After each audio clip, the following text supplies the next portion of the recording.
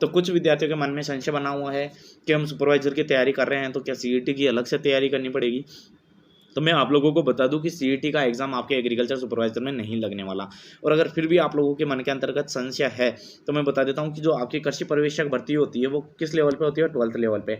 और जो senior secondary level पे होती है उसमें 7 ही भर्तियां हैं ऐसी जिसके अंतर्गत सीईटी शामिल की गई है फ्रेंड्स अभी तक, है ना। मैं इसके अलावा इसकी क्रॉप भी दिखाऊंगा जो दैनिक भास्कर के द्वारा जारी की गई थी, है ना, न्यूज आई थी, उसकी क्रॉप भी मैं आप लोगों को बता दूंगा। लेकिन उससे पहले मैं आप लोगों को बता देता हूँ कि कौन कौन सी 7 भर्तियां हैं आपके सामने जिनके अंतर्गत सीईटी लागू हुई है।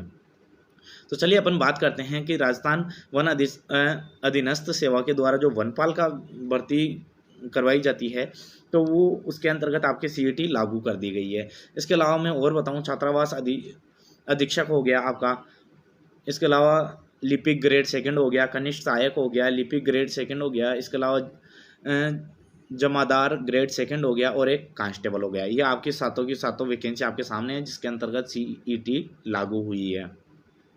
इसके अलावा मैं दूसरी चीज़ बताना चाहूँगा आप लोगों को कि इसके अंतर्गत सबसे बड़ा संशय यही था आप लोगों के कि 12th लेवल पे है अपनी, तो 12th लेवल के अंतर्गत सीईटी की तैयारी करनी है या नहीं करनी।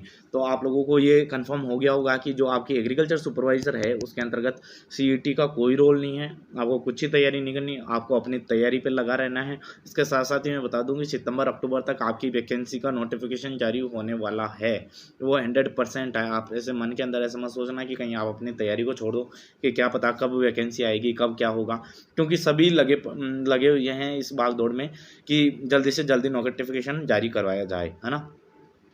इसके अलावा मैं बात करूँ कि ये आपकी 7 वैकेंसियाँ हो गई जिसकी जो 12th लेवल पे शामिल की गई थी। इसके अलावा जो स्नातक है, जो भी ग्रेजुएशन लेवल के हैं, उनके लिए 8 भर्तियों के अंतर्गत जो सीईटी की दायरे के अंतर्गत आई है वो कौन सी है, प्लाटून कमांडर, जिलेदार या पटवारी वगैरह हो गई, कनिष्ठ लेखाकार हो गया,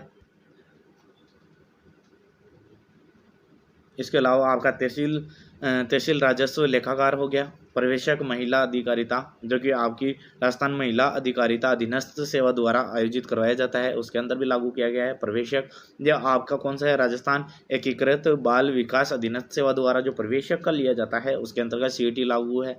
आप लोगों को पता है कि आपकी 12th लेवल पे है, 12th लेवल के मैंने पहले ही बता दिया, तो आपका कोई दिक्कत नहीं है एग्रीकल्चर सुपरवाइजर वालों बच्चों के लिए। राजस्थान कारागार अधीनस्थ सेवा द्वारा जो उप जेलर की भर्ती निकाली जाती है उसके अंतर्गत भी आपकी सीईटी लागू कर दी गई है।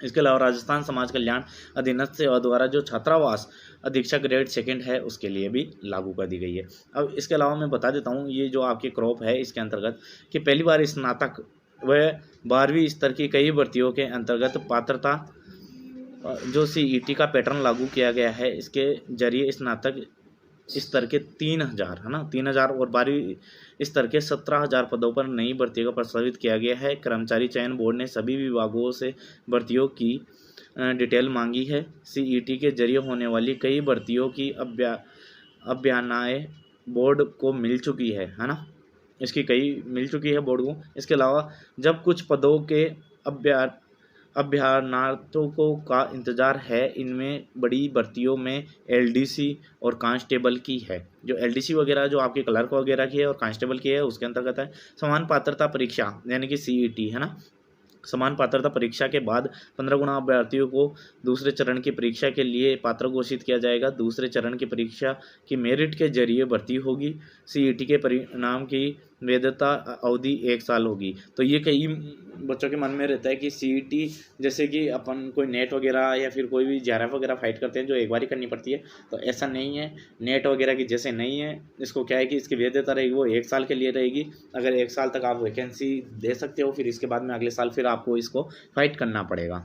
चलिए इसके अलावा मैं नेक्स्ट बात करूँ 12वीं लेवल की, ये भर्तियाँ अब सीईटी के जरिए होगी। तो मैंने 12वीं क्लास के लेवल की जितनी भी होगी वो मैंने बता दी कि जिसके अंतर्गत आपका एग्रीकल्चर सुपरवाइजर का नाम नहीं दिखेगा, तो उसके अंतर्गत कोई संशय नहीं है कि कहीं आप ऐसे सोचो कि एग्रीकल्चर सुपरवाइजर के लिए आपको सीईटी की तैयारी करनी पड़ेगी। इसके अलावा जो भी स्नातक वगैरह हैं उनके लिए भी ये वही जो चीज़ मैंने पहले बताई है तो वही चीज़ दी गई है। इसके अलावा इनके पदों का भी दिया गया है कि इनकी 50 वैकेंसी है, 272 वैकेंसी है, जो लेखाकार की है वो 1983 है, तो वो आप देख सकते हो, है ना।